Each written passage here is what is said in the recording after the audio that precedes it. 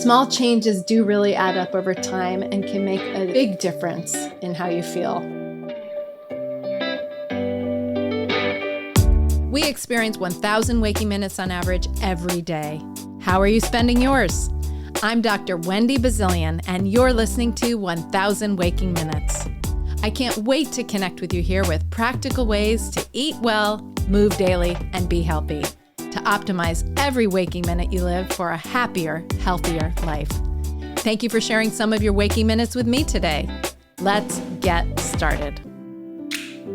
I'm saying yes to better days, yes.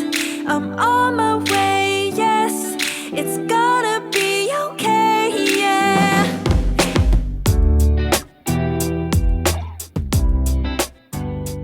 Welcome back to 1,000 Waking Minutes, where we talk about making the most of every one of those precious waking minutes each day. I'm Dr. Wendy Bazilian, and today's episode, let's just say, is on a topic that we all need to hear, but don't always like to talk about. Well, at least not around the dinner table, like so many of the other health topics that we tend to converse over. We're talking about gut health and staying regular today. And indeed, it's about digestion and how our gut impacts everything from our physical health to our immune system and even to our mood. By the end of today's episode, you'll have a better understanding of how keeping things regular can actually be life-changing. It's all about small actions, as we know, that make a big difference, right? And I know that you know this, that you probably have experiences where some small tweaks have really had payoff. So I've got some simple, practical ways that you can start doing just that with something that we all know about, but maybe don't talk about enough. So let's start with a throwback. Do you remember when Jamie Lee Curtis was sitting on her comfy sofa on a commercial talking about occasional irregularity? This was some 15, maybe close to 20 years ago. And it was an ad for Activia yogurt. At the time, this was almost shocking. This was no one. She was making it feel normal, as if you're having a conversation with a friend. She was, and she made it almost lighthearted. Her frank approach to such a taboo subject was so groundbreaking that some called it too memorable. And it became the fodder of SNL skits and a permanent part of Jamie Lee Curtis's resume. I'm sure alongside of, all of her wonderful, sometimes lighthearted performances, of course.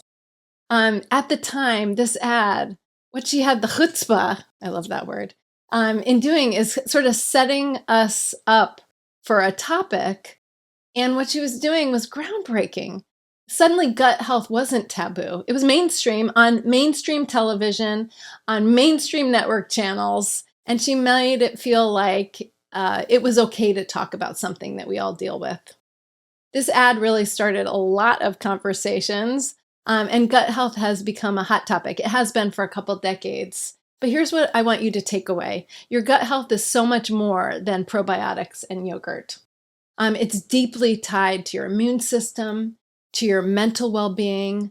In fact, some scientists call the gut the second brain, and it deserves that title.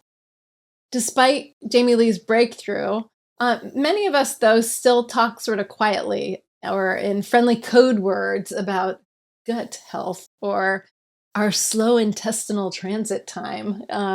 We're open about talking about probiotics or prebiotics, or we hear about the word postbiotic, maybe, this emerging arena, but rarely do we go into the specifics about intestinal distress.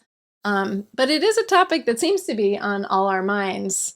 In doctors' offices and hospitals, in my clinical practice, regularity is one of the most common problems that people discuss and that they struggle with.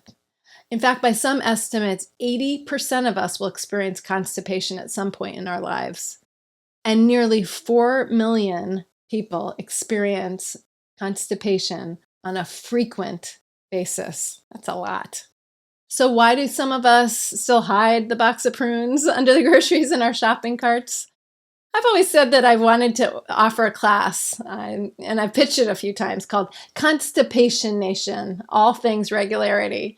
It didn't fly, and I can't blame people for not loving the word constipation in the title of a class, but I'm still convinced that everyone would be interested.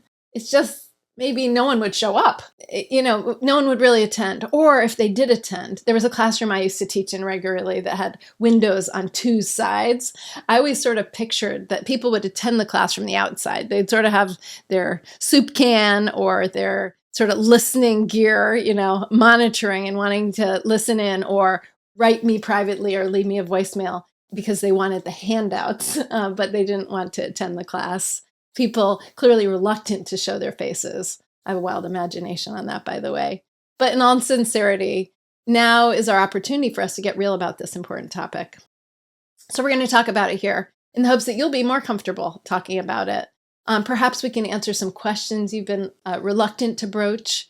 And I'll offer some remedies, hopefully, some practices and tips that may help you, if not eliminate your irregularity, at least help make it less frequent or make your regularity more regular, and hopefully kick some of its side effects like gas and bloating and pain with digestion. And boy, would that be a relief. All right, so before we dive deeper here, let's do our mindful minute together. I'm going to call this one a gut check. For those of you who've listened before, you know that I always build in some kind of mindful minute that it brings us in connection with what our topic of the day is, and also a way to measure one of our waking minutes that we're sharing together today. This is a simple exercise, and it's one that really brings us back in connection with our body. In every episode, I will talk about and prepare you for it, and then we will spend the minute together. I'll prompt you just a little bit within that minute. I'll have a start and an end to the minute, and then we'll reflect on the minute. So this is how we prepare. Take a moment sort of to sit up tall to get everything sort of straightened out, especially if we've been slouching for the day. And now I'm going to have you relax. So you're going to take a moment now to sit back and relax. This is something that we do, not in a full upright posture, but a little bit more relaxed, and let your belly be loose. And then you're going to put one hand on your stomach. And by doing that, I want you to put your thumb on your navel, on your belly button, and then let your hand just sort of fall and rest just below your belly button. I've learned from Jason, my husband, who practices traditional Chinese medicine, that's called the dantian, or the center of the lower belly. And it's a center of energy as well. If you've done yoga breathing, yogic breathing, belly breathing, if you've done any practices in Qigong, maybe you already know this, but this is a good place to get sort of anatomically situated for some breathing. And then you just let your palm rest gently on the fabric of your clothing or on your bare skin.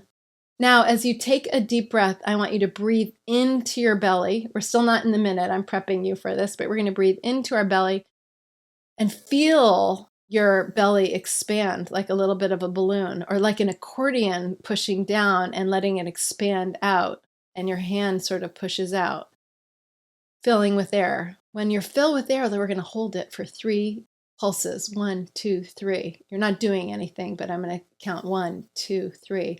And then we're going to exhale. We're going to repeat that breathing method where we take an inhale. Feel your belly rise. 1, 2, 3 as you hold it. And then exhale out again. And that's how we're going to take the minute together. Now, before we start, let's sit up again, readjust, get relaxed. You can close your eyes if you're in a place where you can do that safely, so you can really focus on the breathing and also feeling your abdomen rising and falling. Now let's begin. Take a deep breath. Let your belly rise. Feel it expand like a balloon. Accordion of your lungs going down. 1, 2, 3. Slowly exhale, letting your belly gently fall. We're going to repeat that. Inhale. 1, 2, 3. Slowly exhale. You continue the breathing and think about how your body is feeling right now. you hear or feel any gurgles? Can you feel your diaphragm pushing on your intestines? If not, imagine this happening, the lungs going down. Breathe in deep and low into the lungs. Do a couple on your own. About 5 seconds. That's our minute. Now, take a few moments to reflect on your experience. How did it feel? Is your breathing calmer or slower now? Did you feel anything happening in your abdomen when it happened? There's no right answer to this, by the way. Did you feel any tension or unease? And how has that changed? Did you maybe feel your breathing go from higher up in your shoulders and chest, move down and really fill your lungs and get into the belly? That kind of belly breathing helps relax the digestive system and also help it work more efficiently. It's simple, but it's so powerful. So taking that 1 minute, and you'll come to see how many full, slow breaths that is for you. For me, it's about 7 when I'm relaxed. I can see when I'm a bit more wound up, it's a few more, and sometimes it rises to my chest a little bit. If you've ever watched a musician on clarinet or oboe, as I used to play, or saxophone, a woodwind instrument, or if you've done that yourself, you've likely seen or heard coaching about moving the chest breathing into the belly breathing so that you can extend the note, you can play through the phrasing so that you have more endurance and stamina for playing. And since yoga is so popular today and other mindful exercises, the concept of belly breathing may not be foreign to you. But maybe you haven't given so much thought about the fact that it helps with digestion too. Actually, mechanical digestion. I'm going to talk about the mechanics of your gut health. Because of how you're breathing, you're actually helping peristalsis and helping the flow over time. Thank you for sharing that mindful minute with me. So now let's dig into why gut health matters so much. We know that staying regular is important for digestion, but it's much bigger than that. Your gut is home to trillions of bacteria. That number just boggles my mind. It's more than a bazillion, which is my last name, trillions. And it's what we call the gut microbiome, the environment, the ecosystem of our gut. This community of bacteria does more than just help us break down food, of course. It influences our immune system, our brain, even how we manage stress. We'll have other episodes to come with topics on, like the pre and post and probiotics, cell senescence, which is an emerging space. That is when aging cells stop dividing and start creating problems in the body. There's actually just a great article in the most recent issue of Today's Dietitian that talk about cellular senescence and that phenomenon and the impact it can have on the gut and the brain and more. But today is really about the basics. And it's not basic, it's critical. A healthy gut movement, the regularity, and working on your balance there impacts your overall health in a variety of ways. So here's a fun fact for you. Did you know that your digestive system is about 9 meters long? That's 27 feet on average from mouth to colon. Your digestive system starts in your mouth and it runs all the way down, of course, to where you exit at the colon in your pelvic area. That is long enough, if you stretched it out, to go the width of a tennis court, to give you some perspective. And the surface area of our gut, flattened out, would cover the size of a football field. It's tremendous, it's enormous, and it's all packed between your shoulders, your mouth, down, shoulders, and most of it between the ribs and your pelvic bones. That's how much work your gut does every day for you. It's working 24/7 all along the channel. In fact, it's a bit of a machine. It makes me think of the body machine. I don't know if you know about Schoolhouse Rock or if you, like me, used to watch Saturday cartoons and see the Schoolhouse Rock gang teach through music. But there used to be a song called The Body Machine, and it went like this. I used to sing this sometimes at the beginning to introduce a class on metabolism or something.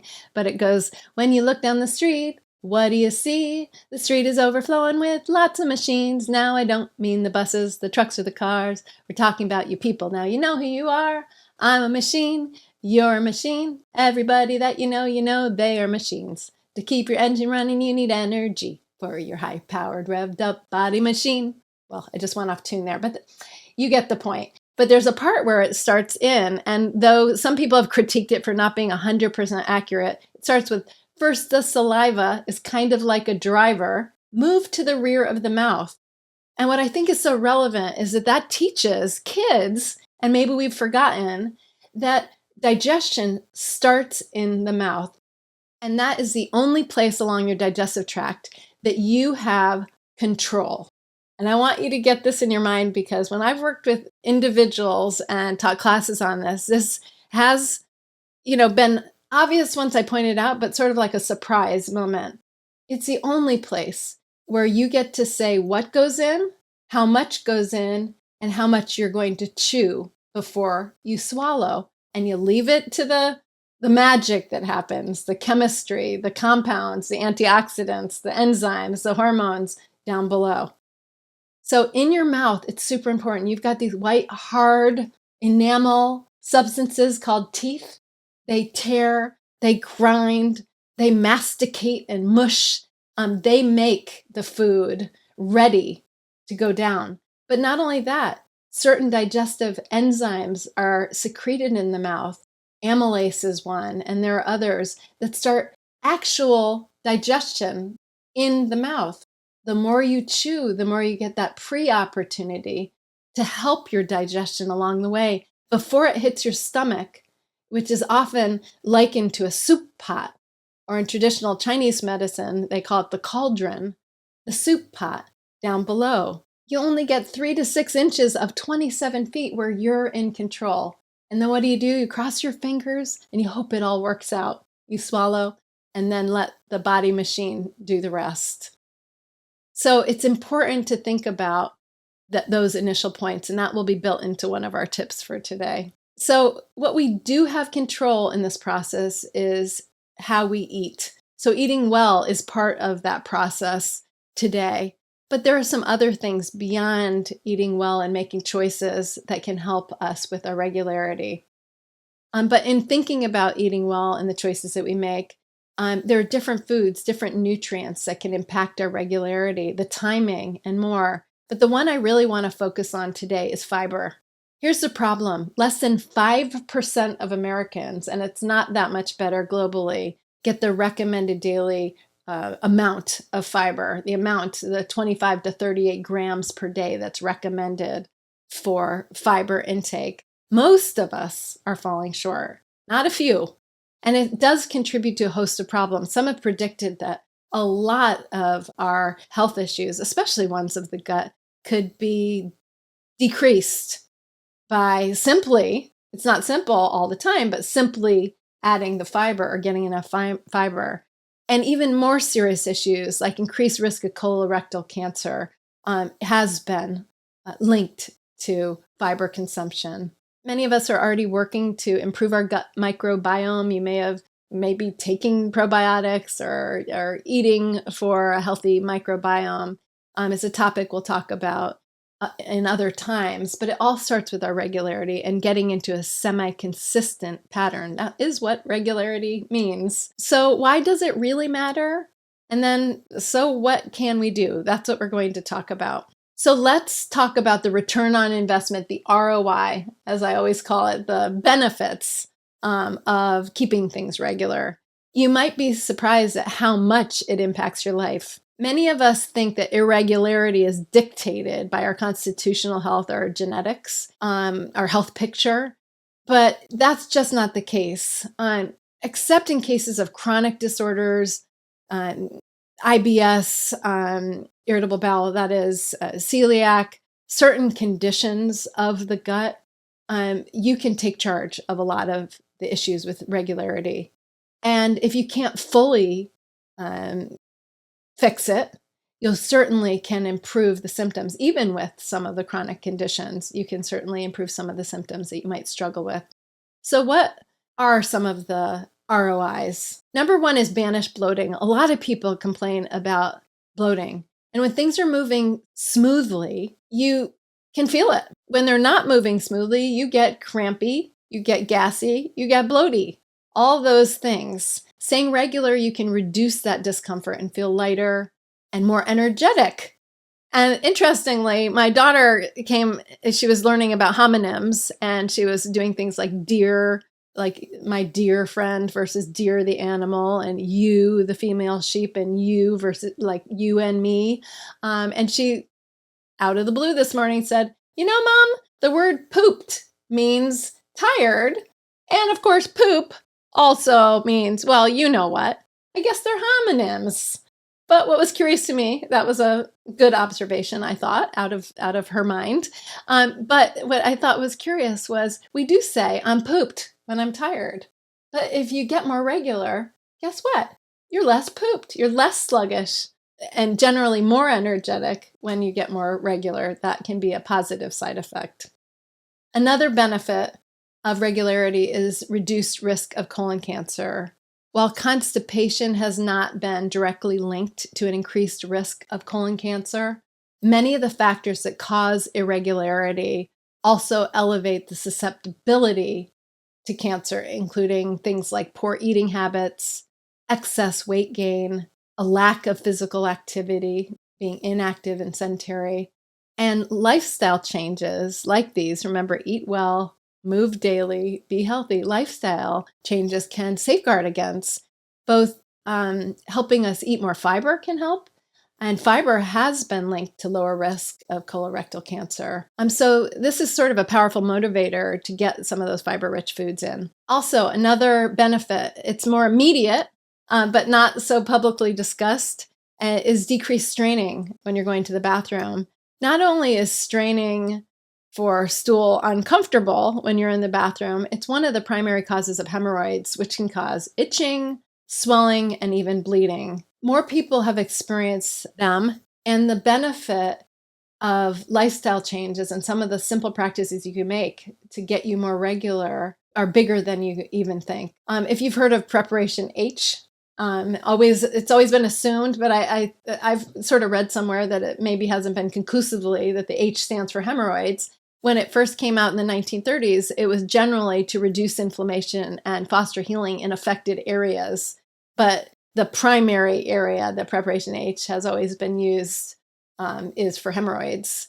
If you've seen some of the TikTok or beauty hacks, you may have seen some off-label uses. Number one of them being reduce puffiness under the eyes. And I want you to exercise caution if that is ever something that you consider doing. Under the eye is very fine skin and can be extra sensitive. So be careful if you do that. I am not advocating that as a choice. And I think that there are actually better things to depuff the eyes that may be safer if you care to try it. But preparation H has been used for that also. Also, the newer formula, which may be decades old, I don't know exactly when it changed, has a vasoconstrictor in it, which may have the impact now on hemorrhoids as well as other things that it's used for. Another ROI benefit is immune system.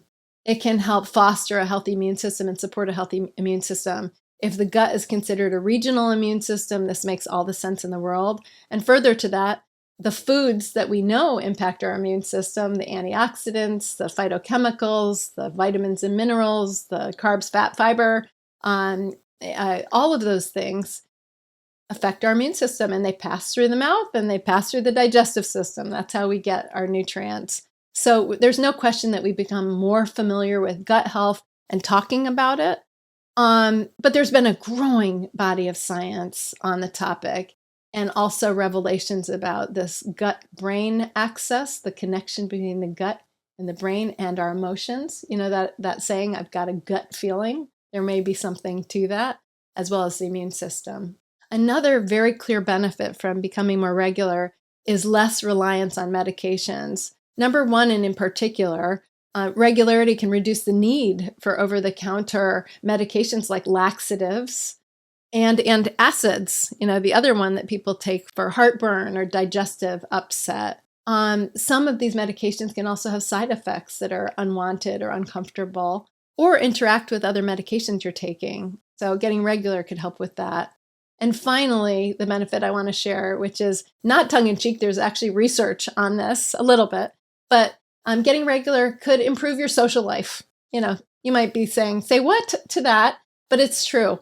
Not because directly that you say, well, I'm more regular, therefore I'm more social. But feeling good in your body means you're more likely to be able to be active and social and engage in life. You might be more able to take the longer walks or engage in a sport or team sports or get up and go. So regularity can help you feel better physically and emotionally, and it makes it easier to enjoy life's moments. So another little story before we talk about practical tips today, and that's about Uncle Sam's cereal. When I first started out in private practice a little over 20 years ago, I was often on the lookout, I still am, for foods that had good ingredient lists, good nutrient facts, and convenient and fit the lifestyle of the people I was working with. And I'm among those people because, let's face it, not everyone is able to eat a whole foods diet where we make all our recipes from scratch every meal. And in active lives, people have different choices, and I respect that. They should feel good about eating what they choose to eat, eating healthy, and we know that there are some good foods on the shelves. We certainly know that there are some foods that we are over-processed, ultra-processed, packaged foods, but let's focus on the positive for a minute. Well, I was working with one person who was looking for a cereal, and it was a convenient solution for breakfast. I know that not everyone has cereal for breakfast, but this person was, and a lot of people do. And I'm all for cereal in the right context. Cereal can be a great thing. Number one, you can find ones that have great ingredient lists, start with the whole grain. And fiber, we already know that fiber is one of the nutrients of concern that certainly most of us aren't getting enough of. And cereal can also be a great vehicle for other good foods, like fruits, like blueberries or bananas come to mind that I always put in my cereal when I have a cold cereal. And also, what do we eat our cereal with? We eat it with either dairy milk or a plant-based milk that is fortified, hopefully, with calcium. So it becomes a source of calcium and maybe even potassium, other nutrients of concern that we're not getting enough of. So anyway, I was shopping the cereal aisle, and this was back in a couple decades ago, and I came across Uncle Sam's cereal. And it was sort of nostalgic. Like, I didn't grow up with it per se, but I remember it from my childhood. And I looked, and it's been around even longer than that. It's been around probably as long as anyone in the world has been around at this point, 116 years. It came out in 1908. And there it was looking at me on the shelf. And I'm smart enough to know that when I pick up a package that's compelling on the front, even though it was very traditional, the label and the packaging, it looked like it probably had looked for a long, long time. I grabbed it and I turned it over because the first things that I look at are the ingredient lists first. Do the ingredients stack up? How do they look? Am I okay with those? And then the nutrient facts. And in this case, I was happy. There was whole grains, it was right at the front. And I was very happy when I saw 10 grams of fiber per serving. Awesome. But then, shocker, I started looking at the marketing on it, and oh my gosh, this is what it said.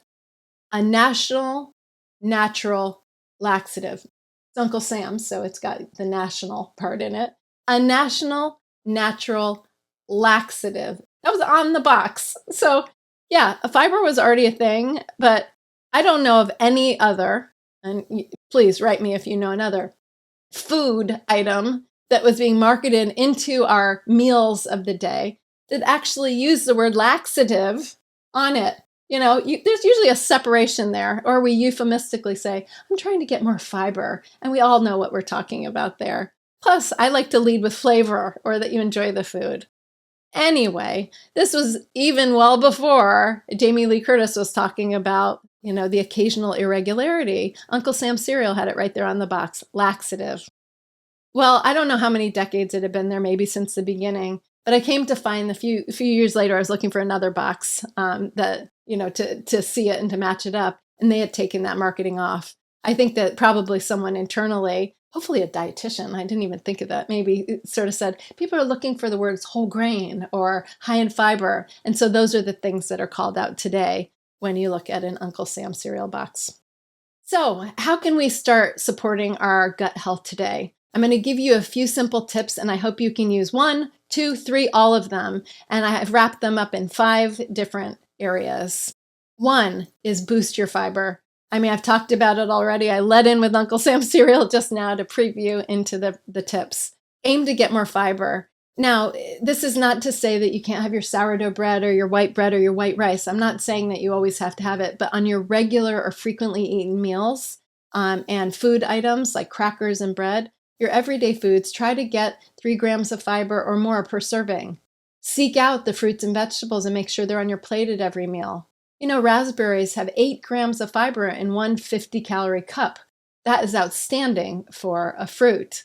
Look for chia seeds and flax seeds and whole grains and things like oats to add to your day.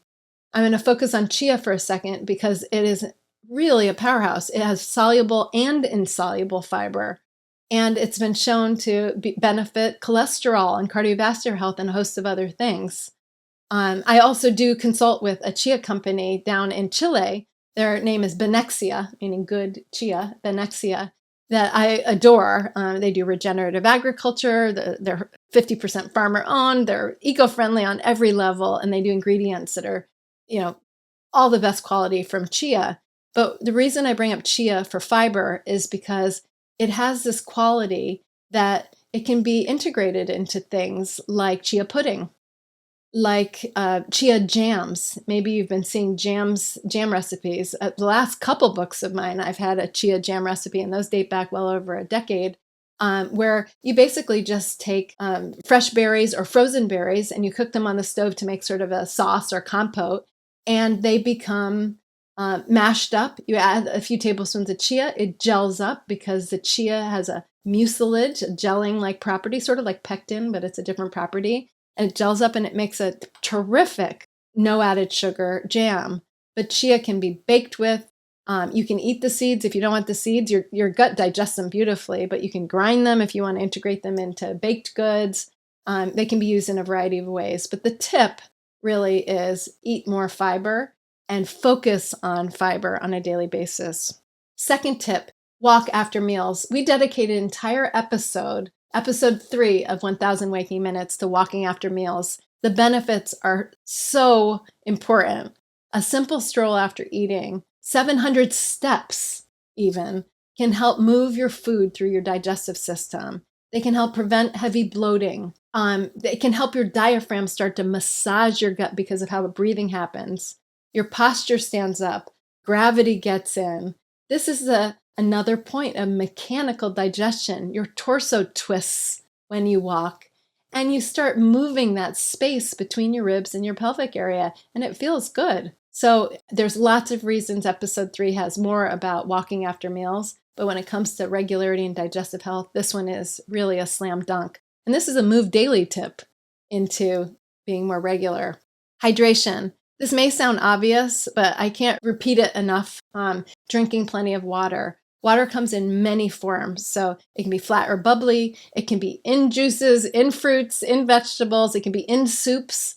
You can think of water being in a lot of different places. 20% or up to 20% of our hydration can come through our foods. So really use that as a tool. And we know that staying hydrated softens the stool, so it makes passing stool easier, constipation less likely, and it helps keep things moving through the system, not only through the weight of water, but it helps consolidate and move through and help peristalsis out. The next tip is chew more. I call this chewing consciously. Do you know how many times you chew? Maybe, maybe not. Most of us don't. So more than you did before is what I'm encouraging you to do. And how you can get to know that is just, count how many chews you do and then do a few more.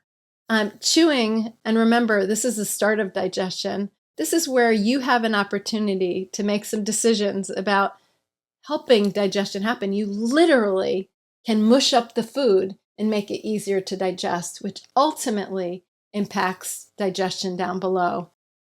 Chewing is an incredible opportunity also down the path to slow your speed of feed. So you only have 6 to 8 inches, let's say maximum, in the space of your mouth where you get some say-so in digestion in 27 feet, 6 to 8 inches maximum. So take advantage of chewing, slowing down. There are really good mindful eating sort of exercises to experience, like slowing down. And if you want a number, everyone always, says, well, how many times should I chew?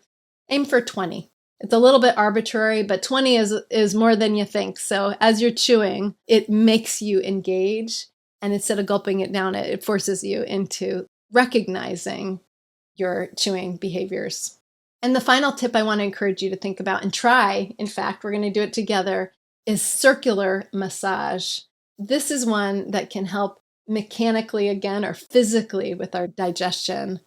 We can help our gut out. This is something that I learned from my husband, Jason.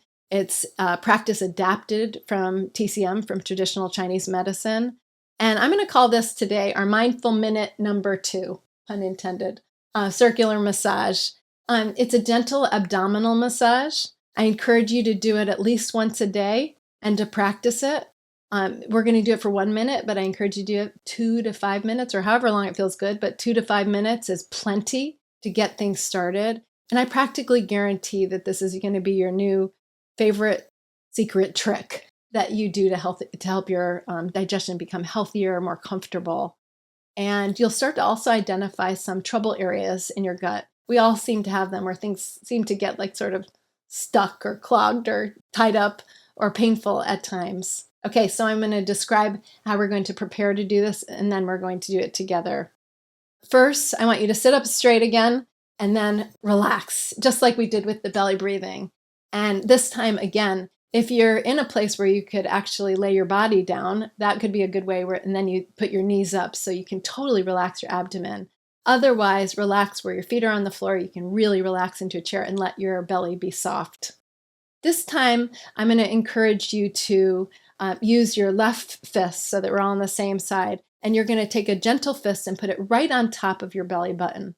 So now we're a little bit higher up. And then you're going to gently wrap your right hand over your left fist. Now, we're going to imagine that there's a clock on your stomach between your ribs and your pelvic bone, where your legs bend and meet to form a lap. On this clock, 12 is at the top, 6 at the bottom at your pelvis, and the hour 3 is on your left-hand side, and the hour 9 is over on the right-hand side of your body. And we're going to be doing circles in a clockwise fashion. Small circles with a little bit of pressure, not hard, not to cause discomfort. Small little circles, and we're going to make a circle 9 times. And then move concentrically and start making bigger circles. Always clockwise, making little circles as we move out, concentric circles out across our abdomen. That's all there is to it. You may find places where there's a little tension or discomfort, and it's okay if you sort of stop there and keep, sort of moving. You're not prodding and poking, you're not trying to push things along, but this abdominal massage can really be not only so helpful to digestion, but it can really reframe your comfort level and everything in your digestive tract between your ribs and your pelvic bone. Okay, we're going to begin, and I'm going to just have you breathe in and out, inhale, exhale gently as we do this. Let's get our starting position, and we'll begin now. Our hand is gently over our fist, and we're making small circles on our abdomen.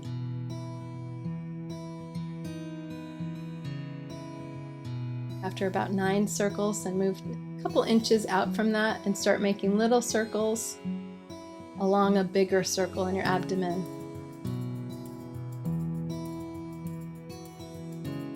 Stop and stay a while if there's a place that is a little ornery with you or feels really good.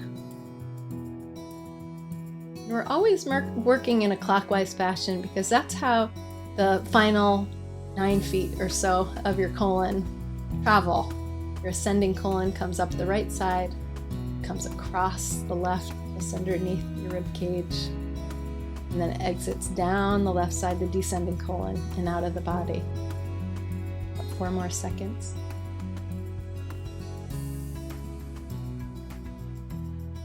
Here you go. Our mindful minute number 2 for today. That was great. And clockwise is always the way to go. There are indications I've learned for counterclockwise. Sometimes if you have looser stools, or to slow the system down a little bit if you're having bouts of illness. But generally speaking, we move in a clockwise fashion.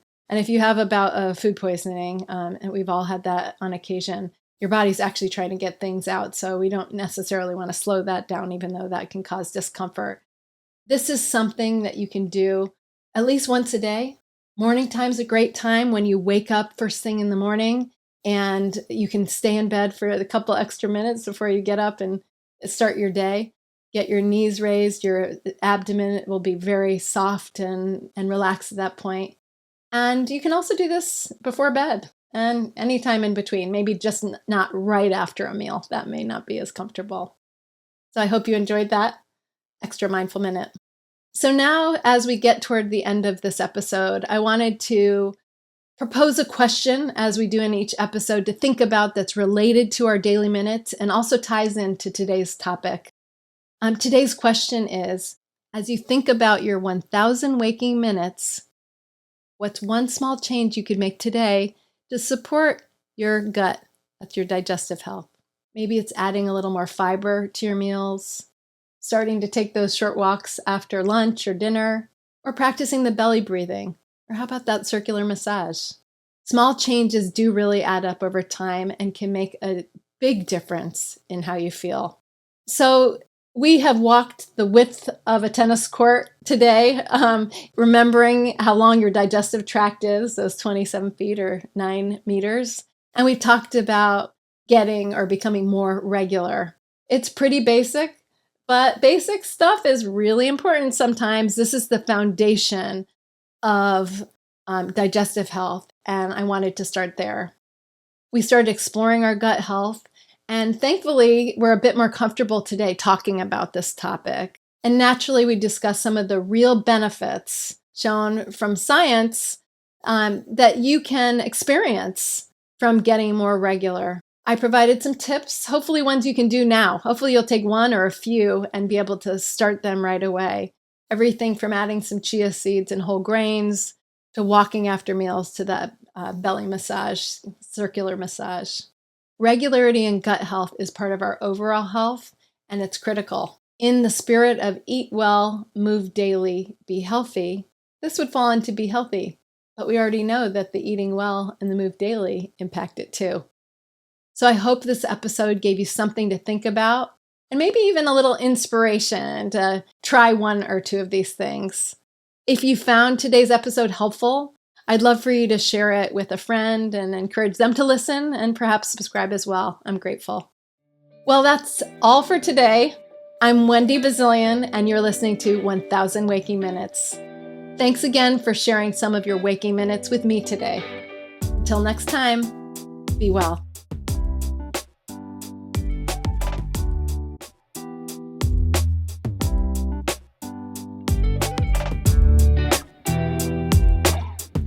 Thank you for tuning in to 1,000 Waking Minutes. A huge thank you to our amazing collaborators, including our production and marketing teams, and Gabriela Escalante in particular. To the ultra-talented Beza for my theme music, my lifelong friend and artist, Pearl Price Photography and Design, to Daniel Ballantyne, Jen Nguyen, Joanna Powell, and of course my family, and everyone working tirelessly behind the scenes. And to you, our valued listeners, I so appreciate your support. If you enjoyed today's episode, please consider leaving a comment, writing a review, and giving 1,000 Waking Minutes, that's us, a 5-star rating. And please hit subscribe on Apple Podcasts, Spotify, or wherever you enjoy your podcasts. Please follow and stay connected at wendybazilian.com. And don't forget to share with your friends. Your support helps us grow and bring you more great content. Until next time, find some simple opportunities to optimize those 1,000 waking minutes each day. I'm saying yes